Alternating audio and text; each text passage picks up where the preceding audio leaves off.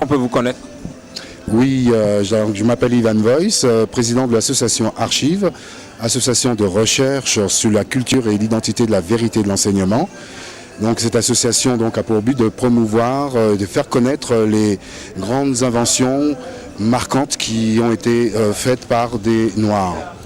Et dans ce cadre, nous avons été invités par l'association Cher pour le Carrefour international, international à Cotonou.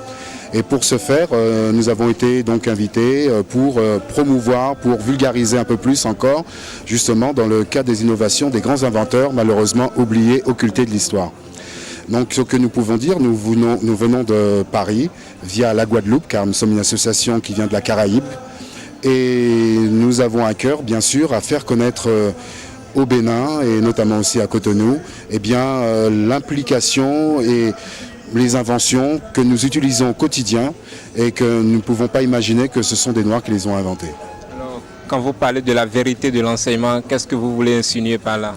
Nous voulons insinuer par là que le leitmotiv et je dirais la vocation de l'association Archives, c'est aussi de faire en sorte que dans les programmes scolaires, dans les manuels scolaires, soient insérées ces grandes figures marquantes de notre diaspora, parce que nous remarquons dans les pays francophones de notre communauté sont absents ces grands personnages comme Granville Woods ou Gareth Morgan. Donc c'est pour cela que ce serait vraiment pour nous une priorité et c'est fondamental pour nos jeunes qui puissent enfin récapturer par l'intermédiaire de ces programmes scolaires et dans les manuels scolaires tous ces grands inventeurs oubliés de l'histoire. Je suis Olivier Birna, secrétaire général de l'association Archives et je voudrais vous présenter les grands inventeurs et savants noirs du 19e et 19e siècle. Et pour ma part, je voudrais vous raconter juste une anecdote avant de venir au Bénin. Il y a la maison Guerlain, la société Guerlain qui fabrique des parfums. Le président directeur général à l'époque, le membre fondateur qui s'appelle Jean-Paul Guerlain, au journal télévisé de 13h, a osé dire que les nègres n'ont jamais vraiment travaillé. Donc, pour répondre à ce monsieur, le fait d'être invité pour la première fois au Bénin dans le cadre du Carrefour international de l'innovation et montrer tous ces innovateurs est quelque chose d'extraordinaire. Je suis sur la terre de mes ancêtres. Et pour moi, montrer, grâce à l'association Archives, les inventeurs et savants noirs, c'est une façon de répondre à ce monsieur que l'Afrique est capable, que l'Afrique innove, que l'Afrique c'est le berceau de l'humanité. Je vais vous démontrer par exemple avec Granville T. Wood, c'est un noir américain qui est l'inventeur de l'électrification des chemins de fer. Vous voyez ça un peu? Fils d'esclave.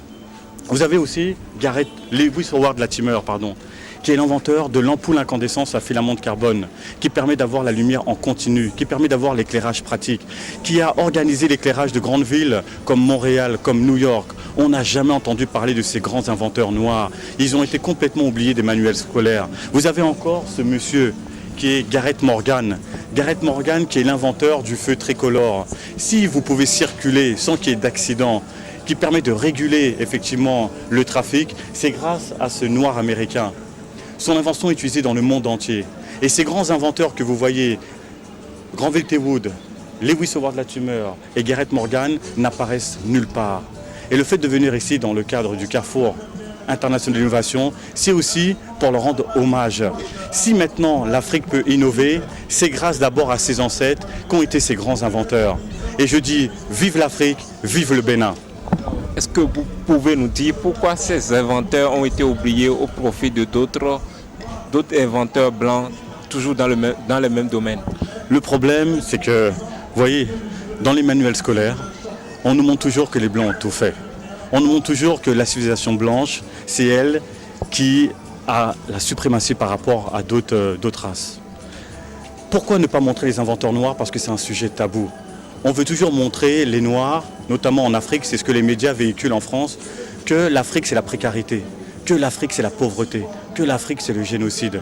Donc montrer effectivement que des esclaves ont été des grands génies, ça pose problème. Et c'est pour ça qu'ils ont été complètement occultés.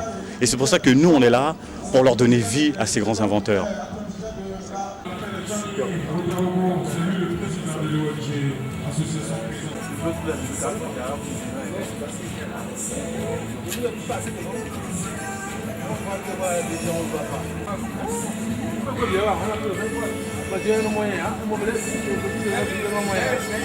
Bonjour, je m'appelle Patrice Stenfeld, je suis chercheur en France, je vis en France. Donc je suis actuellement à Cotonou pour le Salon international de l'innovation. Donc j'ai été invité par ce Carrefour international d'innovation. Voilà, donc pour présenter mon innovation, c'est-à-dire ma centrale, une centrale pluvioélectrique qui fonctionne à partir des eaux de pluie. C'est-à-dire que désormais on n'ira plus vers les lacs, les lagunes, les fleuves. Chacun aura réellement son énergie. Vous voyez, l'énergie deviendra vraiment une affaire de tout le monde. Donc, on peut l'installer pour une maison, pour un hameau, pour un village et pour une ville. Alors, comment ça fonctionne concrètement? On a un petit lac artificiel que j'appelle lac Tofin, puisque je suis Tofin, une sorte de château d'eau dans lequel on va recueillir l'eau. L'eau recueillie dans ce château d'eau, on va lui donner une certaine force, et c'est avec cette force-là que ça va tourner cette turbine. La turbine en tournant va tourner l'alternateur et puis on a de l'électricité. Comme je viens de vous dire, on peut l'installer pour une maison, pour un hameau, pour un village et pour une ville. Donc pour une maison par exemple, on aurait besoin entre 5 et 7 kilowatts. Pour un village de 1000 habitants par exemple, on peut tourner autour de 250 caviar, c'est 250 kilowatts. Donc c'est par rapport aux besoins. C'est ce que j'appelle l'électricité portable. Est-ce que vous avez déjà eu à installer votre appareil quelque part ou bien vous êtes au début? Bon, je suis au début, justement, c'est pourquoi je viens de vous dire que j'ai été invité par le gouvernement béninois, j'ai sillonné les villages pour faire un village témoin.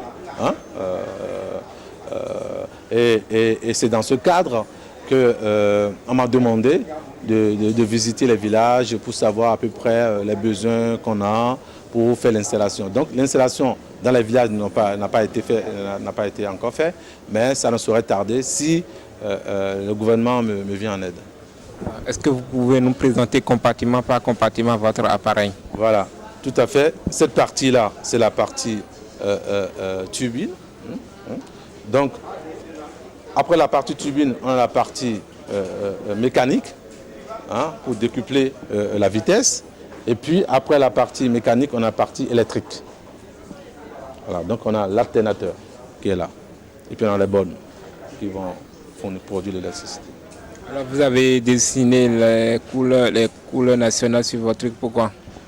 Parce que c'est une fierté pour moi, c'est une fierté pour moi en tant que Béninois, même si je réside en France, parce que j'ai toujours à cœur mon pays.